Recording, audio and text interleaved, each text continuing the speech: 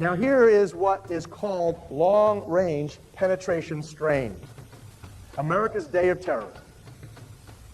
The global elite determined to produce, according to Dr. Coleman, long-range penetration strain for America's psychosocial decline. See, you got to take America out, folks, if you're globalists. You can't have this country doing what it's doing. As I said 3 years ago, the reason why Captain Joyce Riley and I were staunch anti-anthrax vaccine advocates, we were the ones who warned the United States military, don't you dare, and I'm saying it today again, don't you dare get anthrax vaccine, is because you see a strong U.S. military composed largely of sovereign-thinking, patriotic men and women who swear that they're going to kill and die or be killed to defend the Constitution of the United States against all foreign and domestic threats. Those people represent a liability in the New World Order. So you got to take them out. So here now we're starting to take out the United States, big time. Here is the psychosocial decline targeted for America. They directed the arts and sciences to control large populations by way of ongoing sensory overload. And that is precisely what this event on 9/11 has caused. People are walking around still even in a daze. This effort was pioneered by Dr. Lewin and perfected by the Tavistock Institute for Human Relations. Perfected by the Tavistock Institute for Human Relations, the SRI, and the RAND Corporation. Now, who has been at the forefront of training every government in the United States about bioterrorism and terroristic response? It's the RAND Corporation, whose scientists collaborated with at least 150 research institutes here in the United States.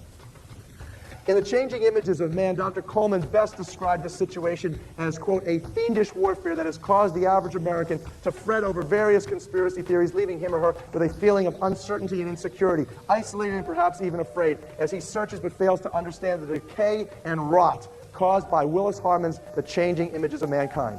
Unable to identify or combat the social, moral, economic, and political changes he/she deems undesirable and does not want, yet which increase in intensity on every hand.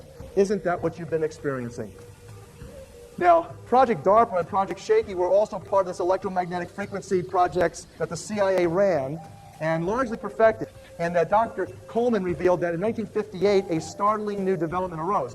DARPA, which is the Defense Advanced Research Projects Agency, requested this SRI direct a top-secret program. The technology was planned, in Dr. Coleman's words, to trigger volcanoes and or earthquakes. This was linked to behavioral research on potential enemies and minerals and metals, there's aluminum, with the potential for new weapons. The project was accepted by SRI and codenamed Shaky. Shaky was to fulfill the committee of 300 members Zbigniew Brzezinski. He took over for Henry Kissinger. Kissinger was Nixon's national security advisor. He's the guy who we now know, according to two CIA directors, and this is in the book Emerging Viruses, who was responsible for authorizing the development of the AIDS-like and the Ebola-like viruses. Now, when he left, he was Nelson Rockefeller's protege. David Rockefeller's protege was Zbigniew Brzezinski, and he took over as national security advisor under Jimmy Carter. National security advisors oversee CIA, FBI, and foreign policy. So here is Brzezinski's vision he described in his book, The Technotronic Era, in which he wrote about the methods and materials predicted to control the United States and its people. His book was commissioned by the Club of Rome, again, linked intimately to the Vatican. Brzezinski in the Technotronic Era, he wrote in the 70s, that we are engaging in, quote, a technotronic era that could easily be a dictatorship. Besides heralding cloning and robotoids, that is, people who acted like humans but were not, hey, you think they need you around anymore? You think they need you anymore? You are useless eaters, according to Prince Charles. The fact is they can clone now. They can make test tube babies. And when they can raise these babies from birth and behaviorally engineer them to be whatever they want, genetically engineer them to be whatever they want, you think they need you around? So they basically had known about this already back in the 70s, that this was people were going to be no longer necessary in the normal sense. Society was to become desensitized in an information revolution based on amusement focus, spectator spectacles, distractions, saturation coverage by television of sporting events, which provide an opiate for an increasingly purposeless mass. A good example of this was the emergence of the heavily promoted XFL Football League in 2001 with its focus on sexuality, crude language, and brutal contact. And another example is presented, as I'm about to tell you, with Ian Fleming's James Bond films. The book Death in the Air literally exposes Hollywood in a most magnificent and incredible way. I'm going to share with you that in a second. And I finish with Dr. Coleman here. Dr. Coleman reflected that Brzezinski's prose was not original, but merely recanted from the Committee of 300's blueprint given to the Club of Rome for execution. In addition to the above, the execution order called for, in Coleman's words, the promotion of unbridled sexual lusts, rock music, and a whole new generation of drug addicts to distract people from what was really happening all around them. By the way, if you're like my generation, you know, the hippie generation, I actually just missed that. But the fact of the matter is, when you start to do the research, you realize that all the drugs on the campuses were created by Eli Lilly. The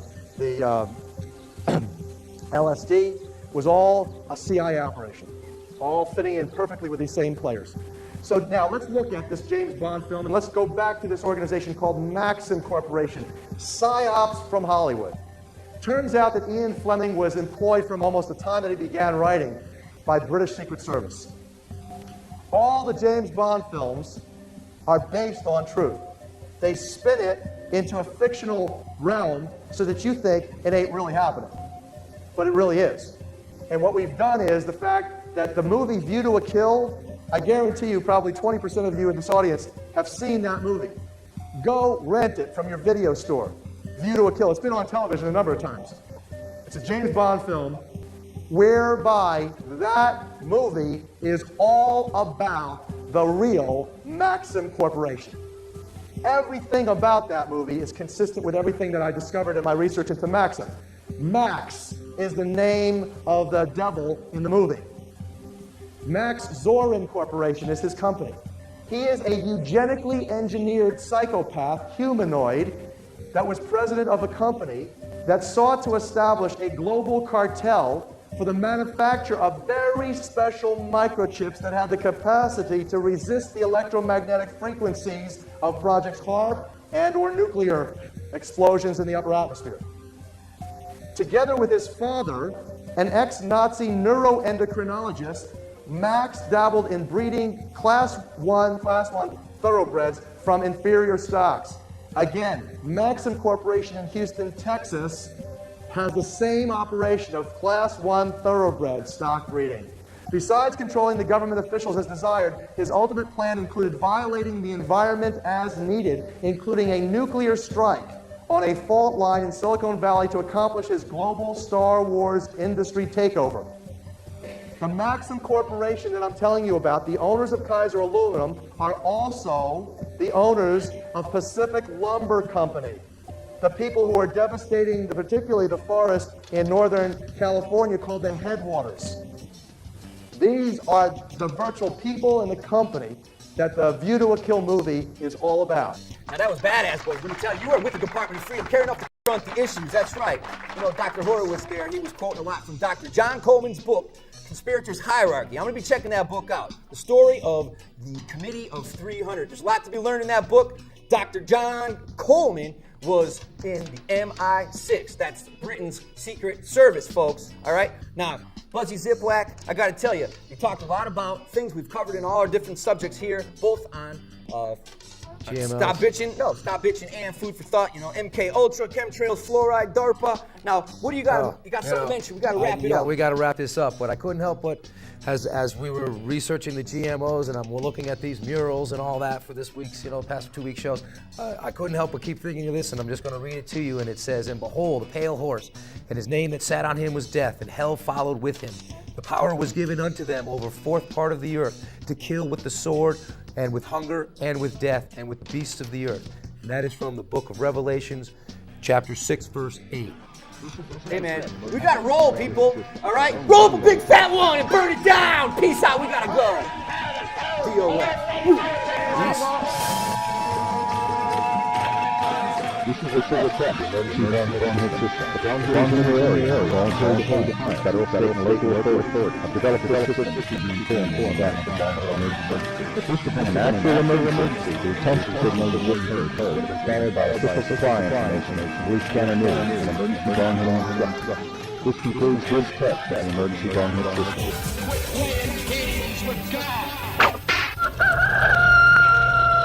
Wake up, America.